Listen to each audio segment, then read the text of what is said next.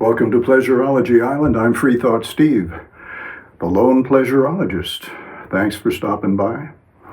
Welcome to another meeting of the pioneers of Pleasurology Club, trying to, for the first time, create a culture and a personal lifestyle that is devoted to giving ourselves the most euphoric states of consciousness we possibly can.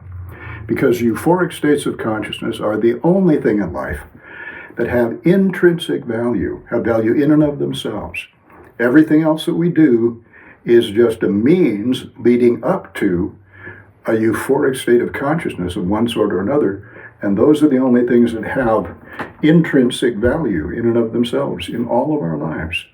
Euphoric states of consciousness, and pleasurology is the art of learning how to use the pleasure-creating, the euphoria-creating system that's built into all of our bodies as effectively and efficiently as possible, as powerfully as possible, to give ourselves the most euphoric states of consciousness that we possibly can. And I've developed my own personal practice for doing this.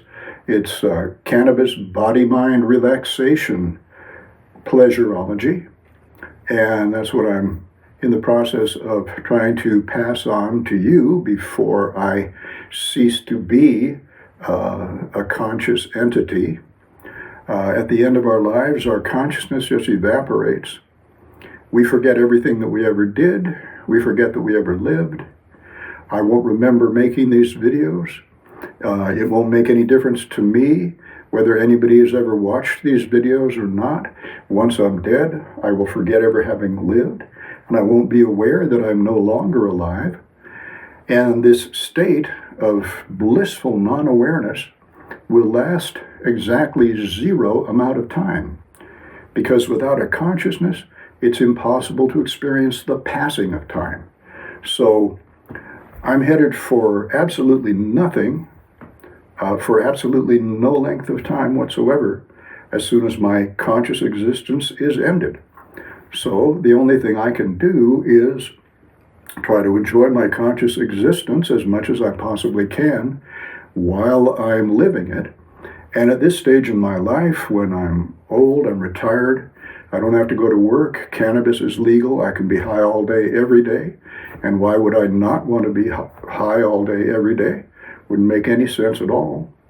I've had lots of practice getting high ever since 1967. That's like 58 years ago, 57 years ago.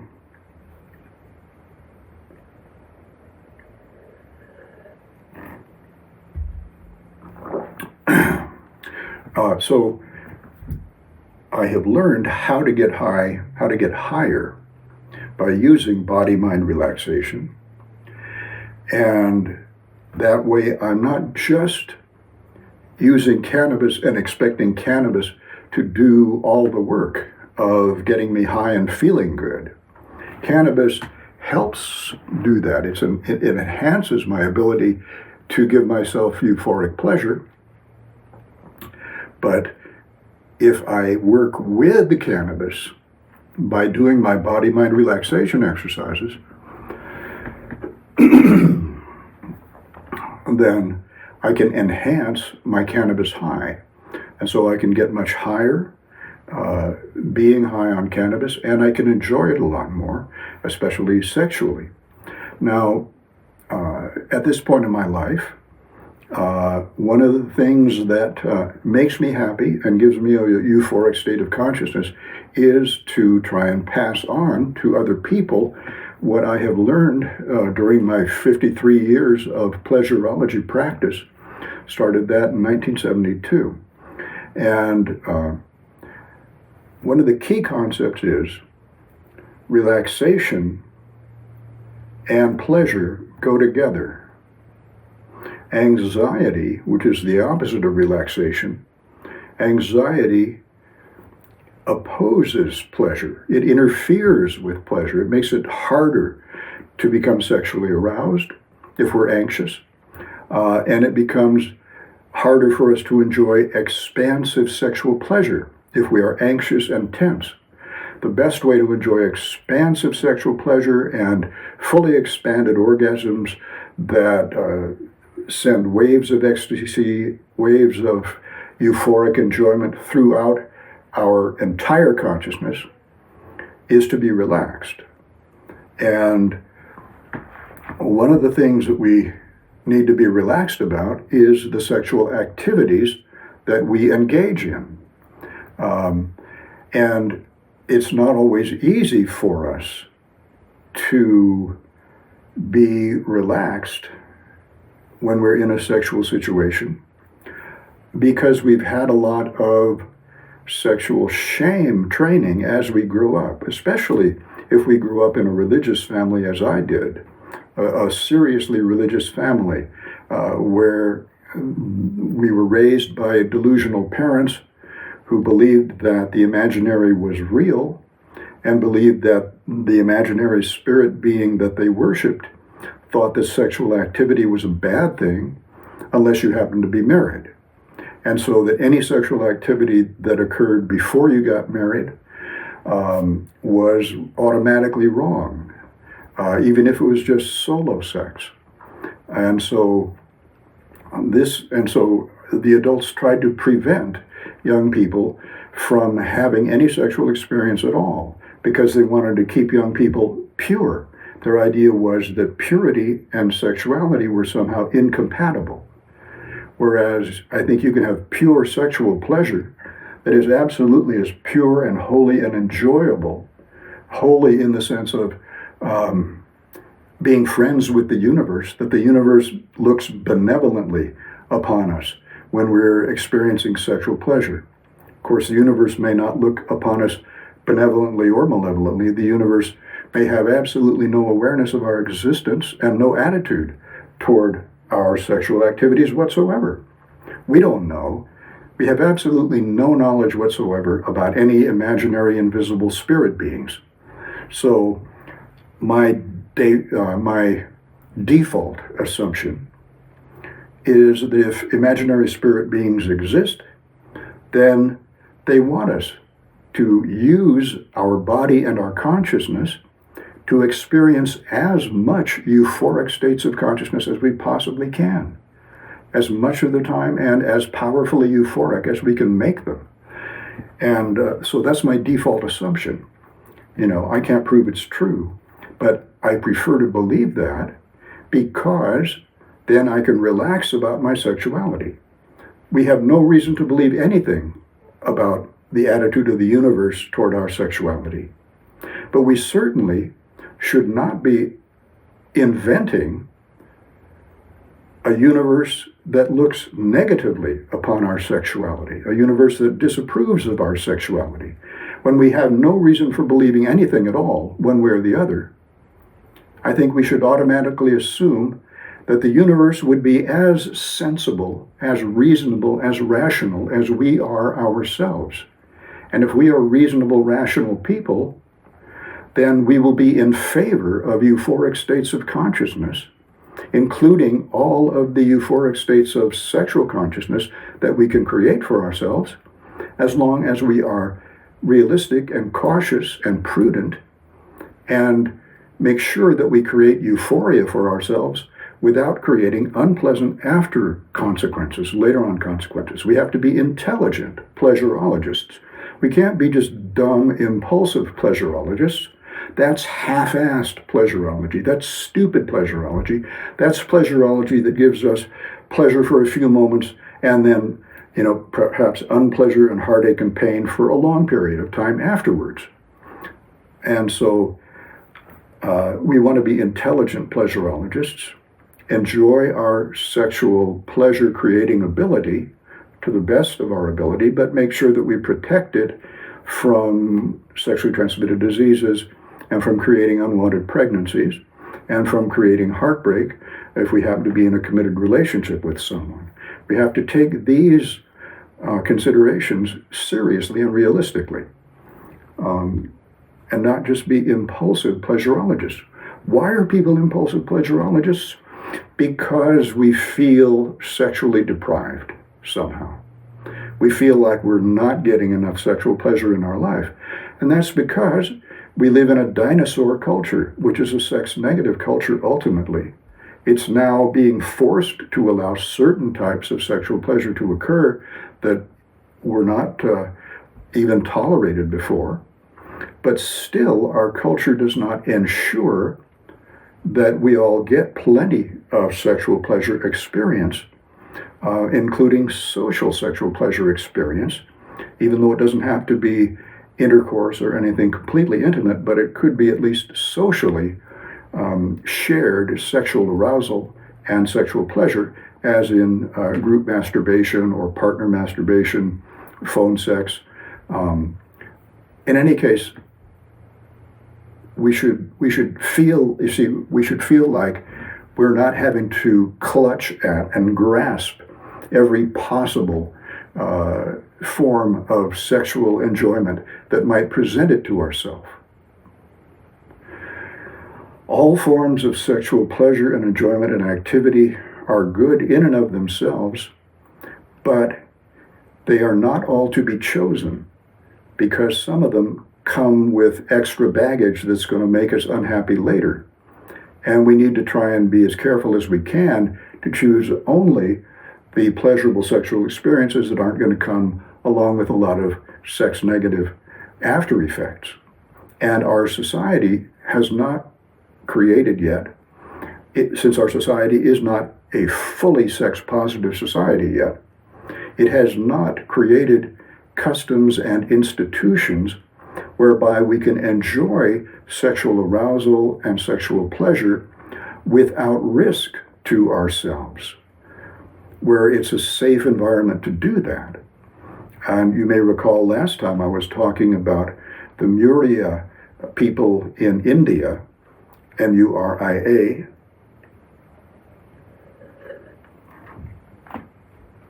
living in the south central hills of India, way back in the forest, pretty far away from most of civilized India. They lived in little villages, little agricultural villages, and they had a special dormitory where the young people lived while they were growing up.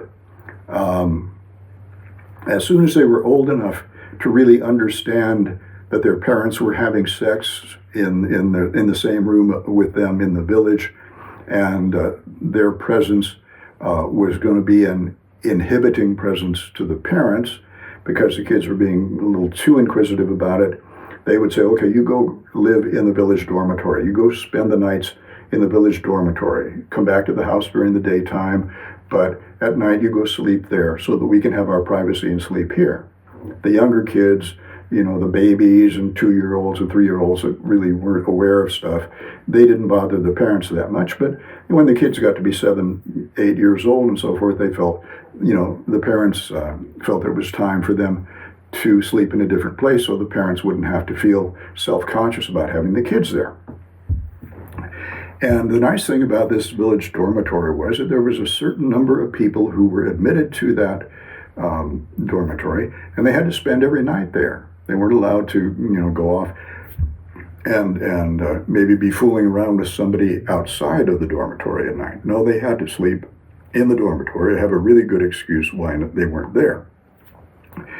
And they would be paired off. The dormitory was under the supervision of sort of the dorm dad and the dorm mom, except that the dorm dad and mom were simply the oldest teenagers in the dormitory who were not yet married. They were eventually everybody would leave and go off and get married, but the heads of the dormitory were teenagers who had been there. They were the oldest ones, and they made sure that everybody abided by the rules in the dormitory.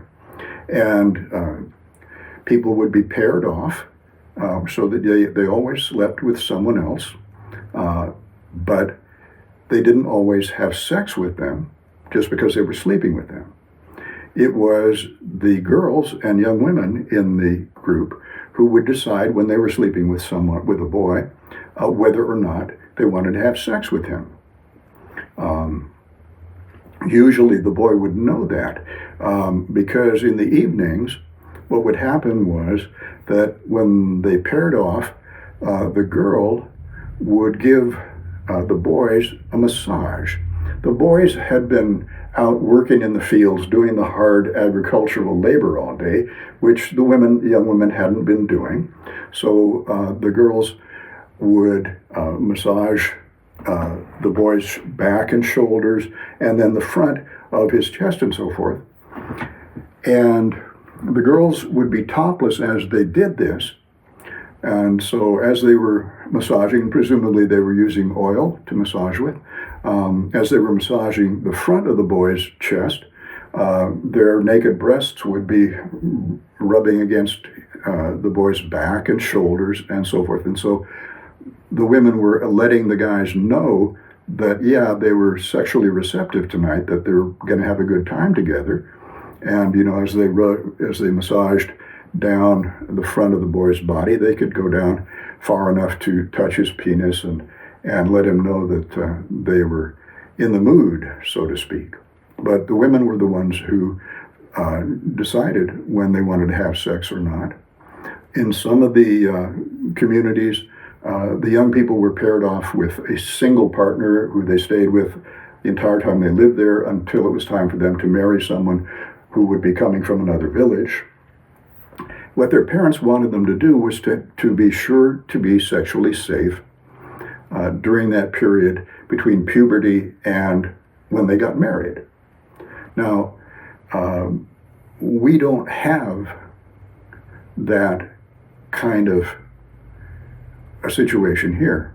Parents, the only way they can see keeping their children safe is to prevent them from having sex at all, because we have no institutions where the children could safely all be in a dormitory situation where they were all healthy, none of them had STDs, and so it was safe for them to have sex together, and they could use some kind of contraceptive. But we don't have that. What we have is just now a sexual free-for-all, a jungle anarchy, and every individual, it's up to them, and where do you meet other people? You meet them at school, you meet them at clubs, you meet them on the street, you meet them, you don't know, and you don't know anything about them or what their past sexual history is, and it's it's not a sex-positive situation. And particularly not since we live in these urban societies where people are always changing partners and moving from one place to another and bringing sexually transmitted diseases from one place to another. If you're living in a little isolated village up in the forest and the kids are all in a little community, then they're pretty well safe from STDs. They're not going to get any STDs, and so they can be learning to have sexual experience and learning how to have sexual pleasure without having the risks that we have in our urban environment. So we live in a very different environment, and we don't live in that environment. So it's unrealistic for us to be careless about sex or even to change partners. In some of the communities, as I said, some of the dormitories, they would change partners every 3 days. They wouldn't have to have sex with their new partner, but they could if they wanted to, and so they could have sex with a variety of partners within the community, within the dormitory, but they were safe doing so because it was a sealed community, basically, where they weren't having sex with anyone outside the community, because it was a small enough kind of community that people would know about that. If they were meeting somebody on the sly, people would know about that, would find out about that, and they would probably get kicked out of the dormitory.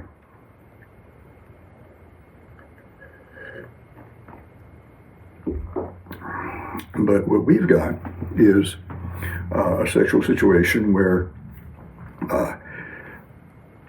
young people traditionally in our culture have been prevented from having sexual experience of any kind with each other, to the extent that the adults can do that, and the adults have now lost control of that, and they've pretty much accepted that fact, a lot of them, that they're not going to be able to control the young people's behavior. So it's up to each person to be responsible and take care of themselves in this sexual jungle that we live in.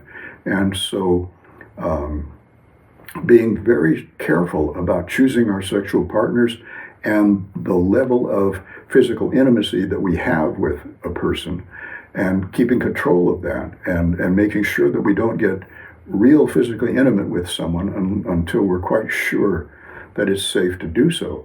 I think that young people should have medical clinics they can go to before, each time they start a new relationship, where they could go to the doctor and both of them could be examined and given whatever tests are available to ensure as well as possible that neither one of them has an STD that they would pass to the other. That would be in the ideal world. But, you know, what's happening with us, we have to put up with the situation we've got and take our chances to some extent, because we cannot control the presence of STDs, because they're too tiny for us personally to observe, and we just don't know a lot of times what STDs we might happen to be carrying. So it's important to use condoms, use safe sex, and to limit our sexual partners as much as possible. So even though I am trying to help you learn how to have as much sexual pleasure as possible from your own pleasure generating system in your body and in your consciousness, part of wanting you to have as much sexual pleasure as possible is also urging you to be as safe and careful as possible, so that you will retain a healthy pleasure generating system that you can enjoy for the rest of your life. But anyway,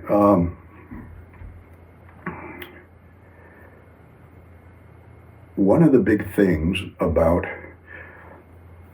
a sexual environment that we grow up in, it's the environment that we learn our own sexual responses within that social environment of our family and our community and the churches and the schools and the overall social attitude towards sex, which affects our emotional attitude toward our own sexual activities.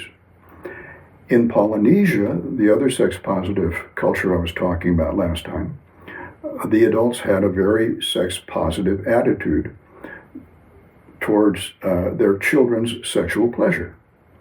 They would, if the children were crying, the parents would oftentimes masturbate them, caress their sex organs in order to give them something pleasant to feel, so that it would soothe the child and help the child quiet down and go off to sleep, you know, in a very relaxed and pleasant mood. So the parents were not afraid of allowing their children to experience sexual pleasure right from the start, because they just considered sexual pleasure one of the good things in life, one of the most delicious things in life, like delicious food. You know, parents always try to encourage their children to eat delicious food so that they will grow up to have strong and healthy bodies. Well, a sex-positive attitude would be that parents would encourage their children to enjoy sexual pleasure, delicious sexual pleasure, so that they would grow up to have a strong and healthy sexual response cycle, sexual emotional response cycle. It's our emotional brain that decides when a situation feels sexy to it. We can't tell our emotional brain to feel that this situation is sexy when it doesn't.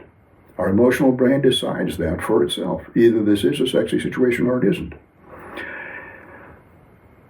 When we feel that, when our emotional brain feels that a situation is sexy, it will automatically give us feelings of sexual arousal and will give us the urge to do something sexy, particularly in relation to a person, the person who happens to be turning us on at that moment. And how the other person responds to our arousal and our desire to have a sexy interaction with them determines whether it's going to be a rewarding experience for us or not. The other person has to agree, yes. I find you sexy too. I find this situation sexy. And so, yeah, I'm happy to do a sexy thing with you, whatever it happens to be. And then when that happens, our sexual arousal has been approved of, and it has been shared by the other person in some way. And we feel rewarded by that. And so in the future, when we become sexually aroused, we won't feel ashamed of that. We won't feel frightened that we're going to be punished about it. We will feel hopeful that it will lead to pleasure of one sort or another.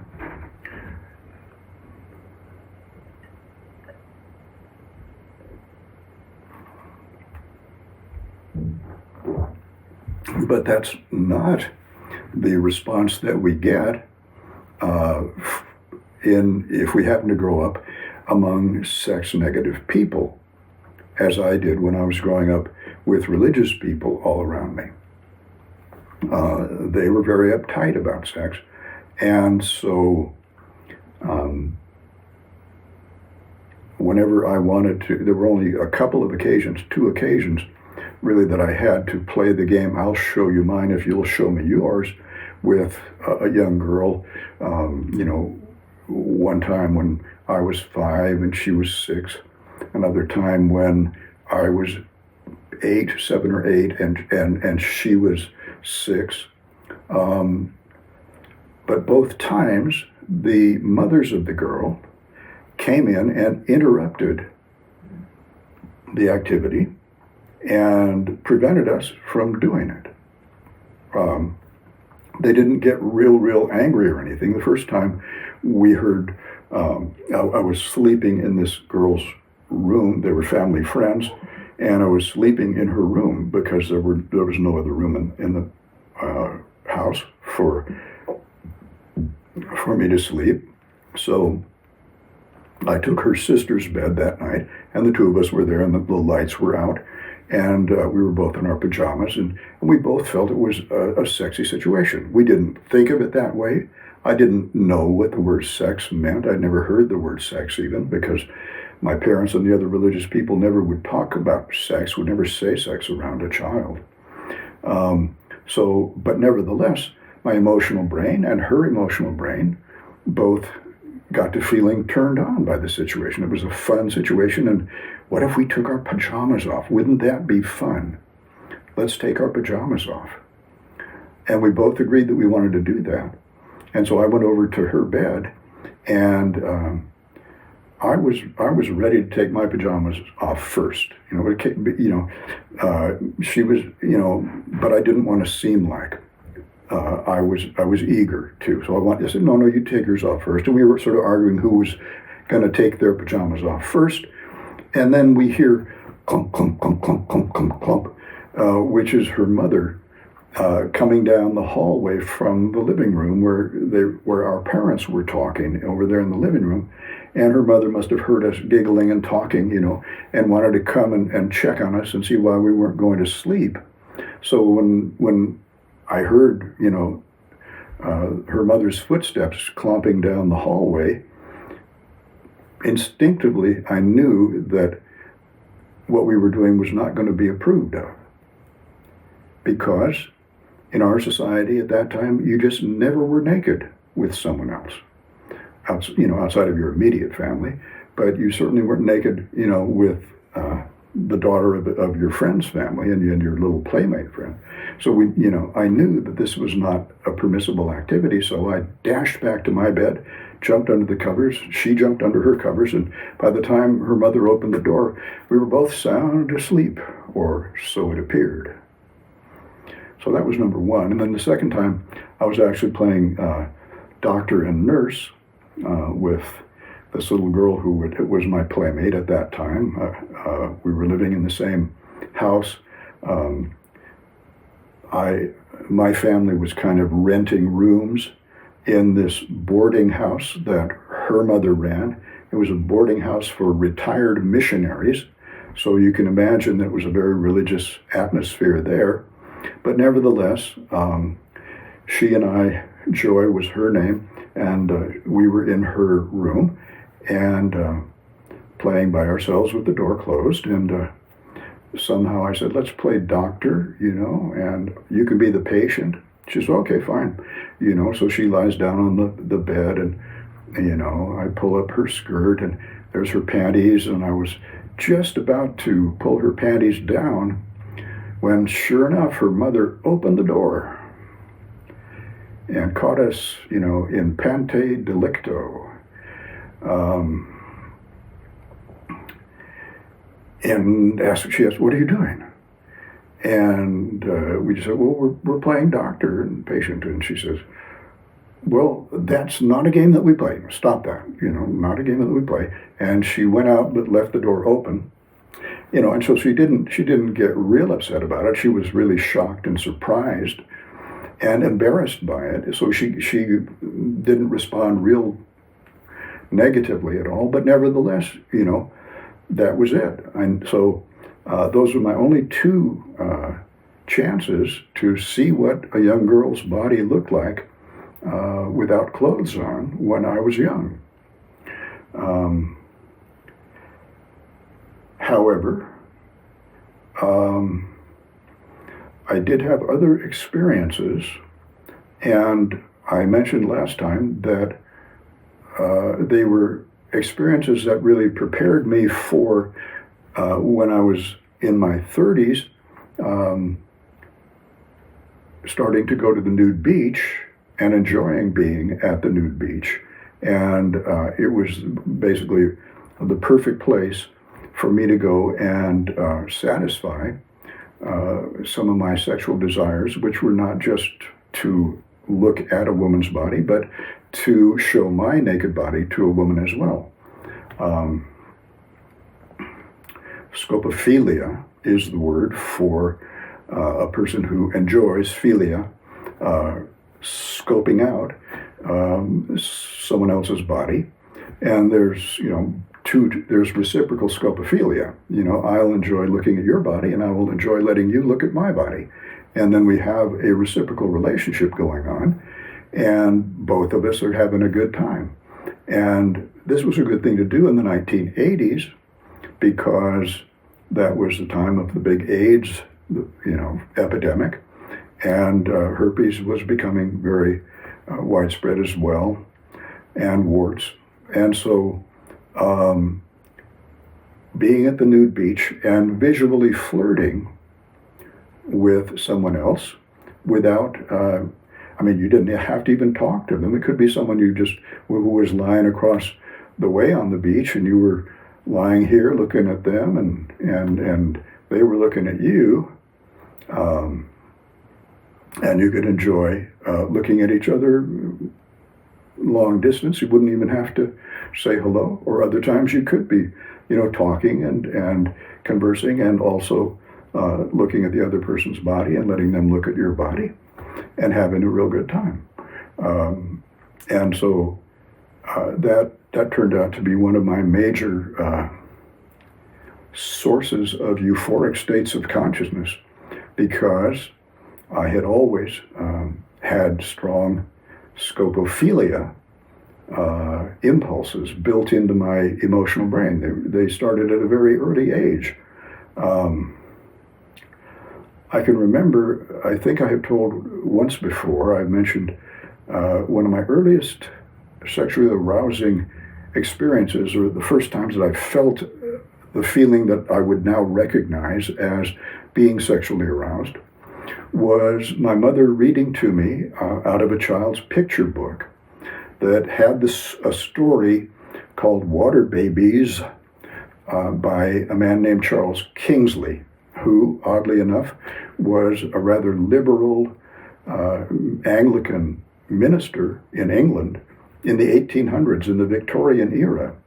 And yet he wrote this story for children about how some children would get lost, they would get washed down the drain, sort of.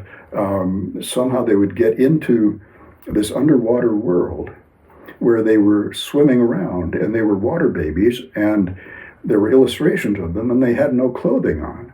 Little babies, like 2, 3 years old, swimming around with no clothing on.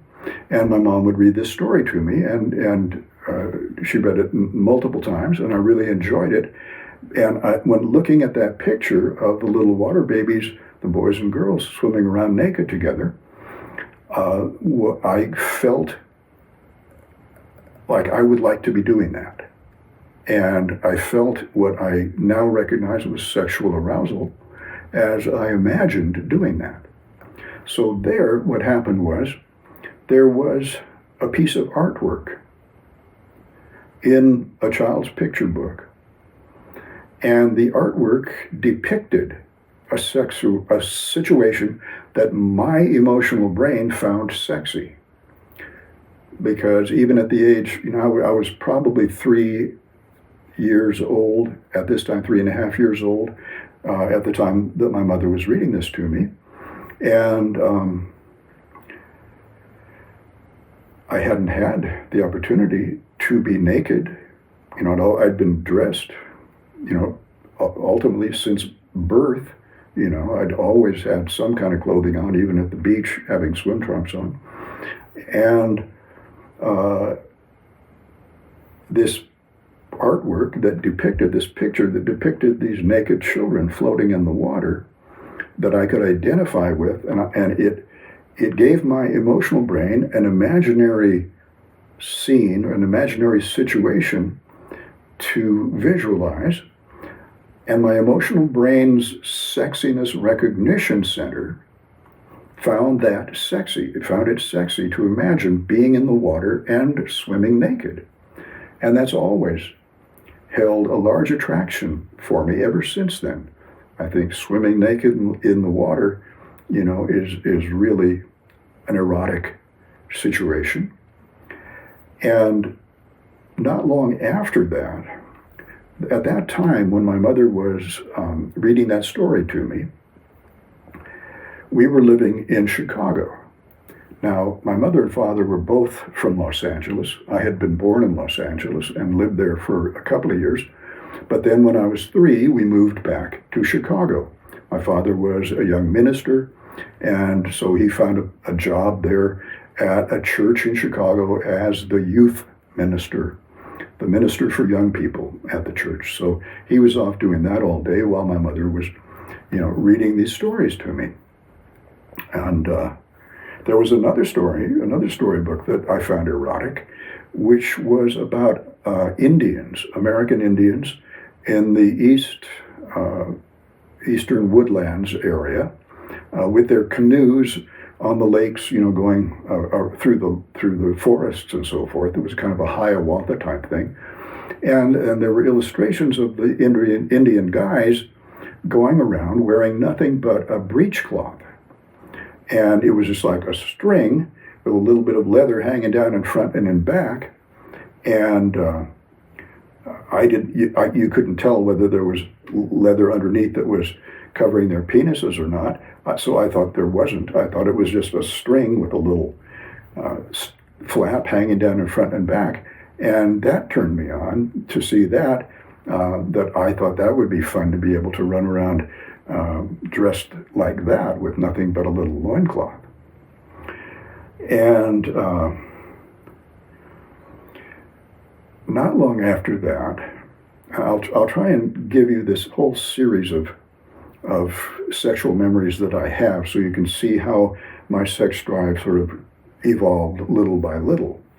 The next thing that I remember, we had moved back to Los Angeles. I was still only about 3.5 years old, 4 years old at the most, probably not even 4. And we were in California. And I think what had happened was that my father was going on a preaching mission to South America. And so he had already flown down there with his preaching partner, and they were already doing preaching missions down there. And my mom and I were going to fly down there later. But so we had the house to ourselves. We'd come back to Los Angeles. My mother was so happy to get out of the cold, dark Chicago winters where we'd been cooped up in this little tiny apartment, all winter long with bad weather outside. And she was a California girl. She was used to going to the beach. She'd been doing that since junior high school.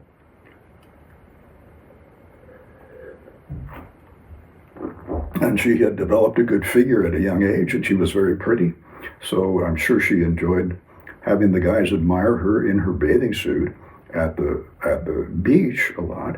And then, you know, now she's married and she's back in Chicago, and it's all dark and gloomy, and she has nothing to do but sit inside the apartment all day and read to me.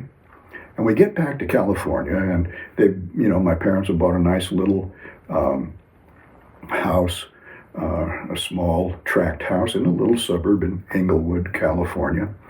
And I think that was where they must have had a nice big bathtub.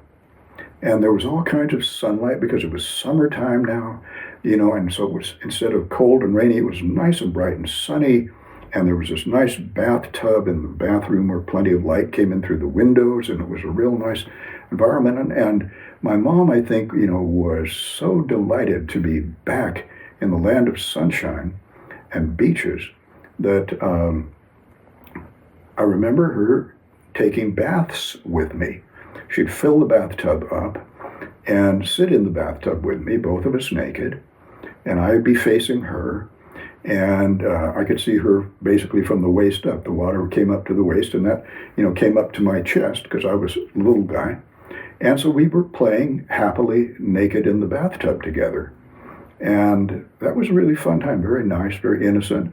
And, you know, we did that on a number of occasions, on a regular occasion. I think she really enjoyed that. And so we were doing it, you know, on a regular occasion. And I started to enjoy it more and more, because I really enjoyed sitting there looking at my mother's naked breasts and her beautiful pink nipples, and which I didn't get to see, you know, the rest of the time. And so this was really fun to be in the water. It's kind of like water babies. We were both water babies in the water, naked together, you know, and it just became more and more fun. And one day it became fun in sort of a new way. I could feel that same feeling of sexual arousal that I had felt when I was looking at the water babies pictures, but it was a little more powerful now. And I thought how nice it was that my mommy was showing me her beautiful, lovely naked breasts. And I felt like I should reciprocate in some way. And I spontaneously had the urge to show her my penis. And I suppose because I was feeling sexually aroused, I may very well have had a little tiny erection. Wouldn't have been very big, but I very well may have had an erection. But in any case, my body was under the water, but I planted my feet firmly on the bottom of the tub, and then my hands back here, and I pushed up with the middle of my body, lifting the middle of my body up so that my pelvis was up at surface level, and my penis was just sticking out above the water, you know, probably nice and stiff, little penis sticking up out of the water, kind of like a submarine that has surfaced and is bobbing on the surface of the water there. Because I thought, you know, I just had this spontaneous urge to do that, because our emotional brain, when it finds a situation sexy, it arouses our sexual arousal circuits, which turns on our sex organs. And at the same time, it gives us an urge to do something sexy and gives us the idea of what it is that we want to do. And so what I wanted to do was show my penis to my mommy. That's the spontaneous urge I had, was, yeah, that's what a penis is for, is to show it to women.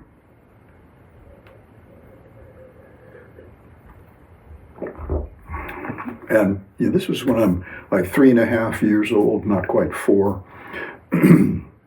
So this is several years before those other two situations I was talking about with the girls my own age, more or less.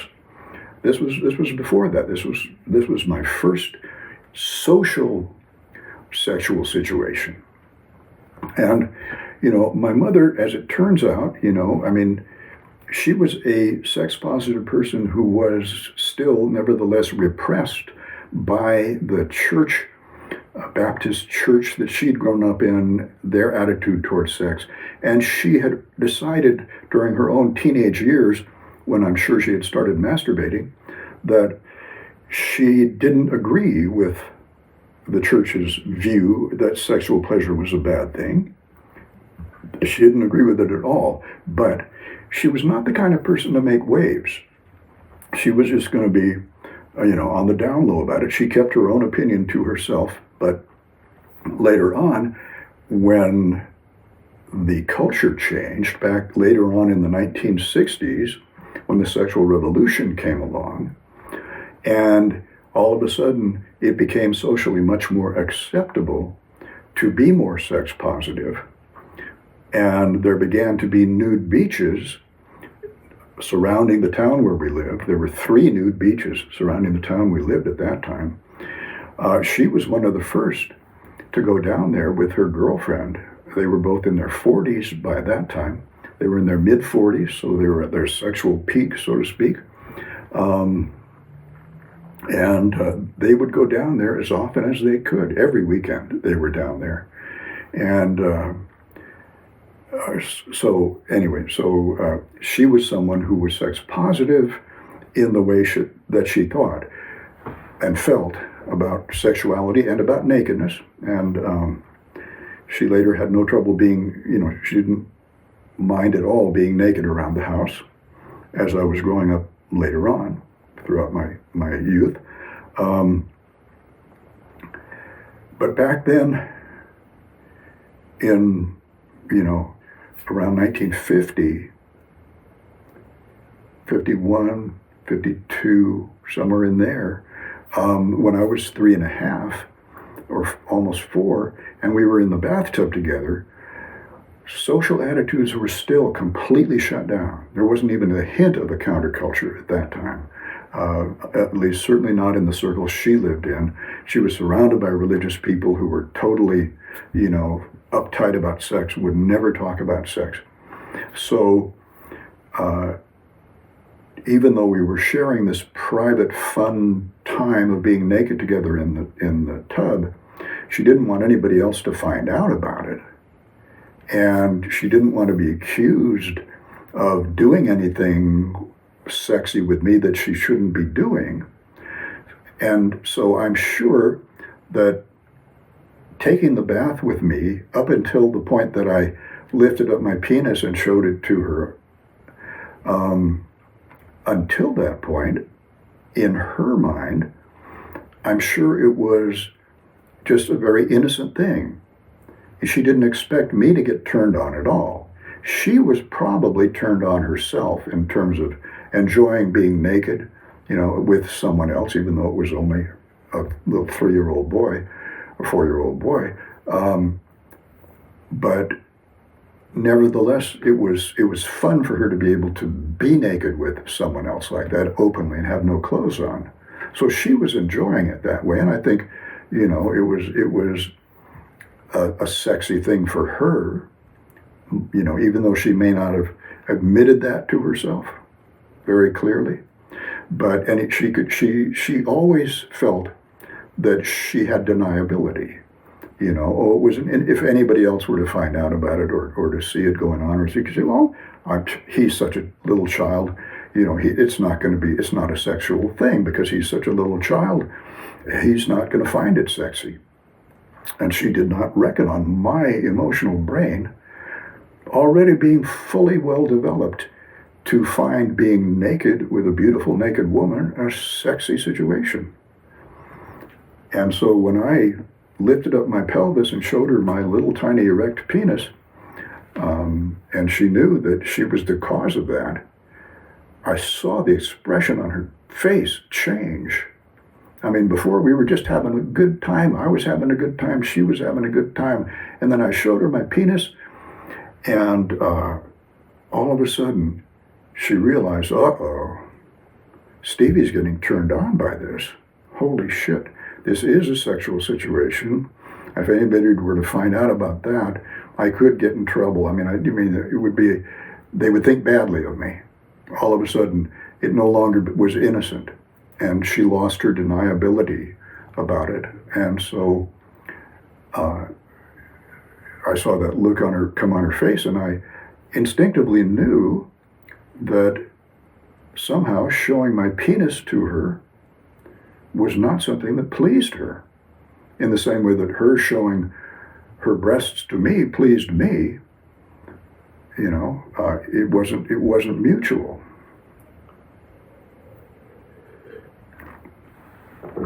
And I mean, that's too bad, because if I'd been growing up in a really sex positive culture where adults accepted the fact that children are sexual beings and have sexual feelings, and that's perfectly fine, the way the Polynesians did, then they wouldn't have been horrified or shocked by the fact that I happened to get sexually aroused while looking at my naked mother and showed her my erect little penis.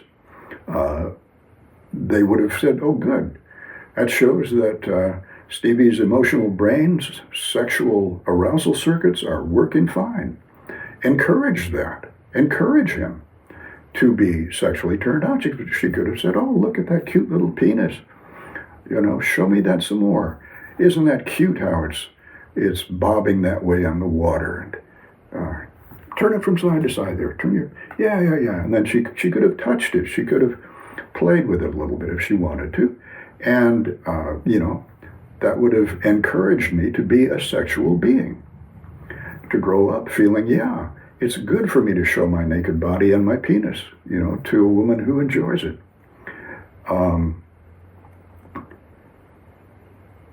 And that, if that were integrated into a sex-positive attitude throughout life, then, I would have grown up with a very healthy sexual arousal response. Now, I grew up with a very healthy sexual arousal response, as I'll tell you. But then my father, the sex-negative minister, who was really a sweetheart, he was a kind, gentle person. He never spanked me hard enough to hurt me. He hated to spank me at all. And he was always just kind and loving and gentle. But nevertheless, he was totally hung up about sex because he'd had this religious background that said, oh, sex is bad and masturbation is bad. He'd been very severely traumatized about masturbation himself.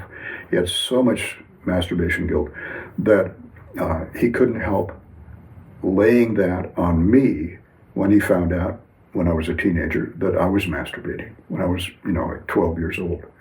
And so he laid this heavy trip of sexual guilt and shame and sinfulness on me at that point. And I'd had a fairly good sexual arousal response up until that time. In fact, I was at that point having orgasms that were really fantastically pleasurable. And so I had developed a really good sexual response until he came along and polluted it with his idea that sex was bad and sinful. And so I'll talk more about that next time. And I will also talk about the other experiences that I had as a young child growing up and into puberty that shaped my sexuality.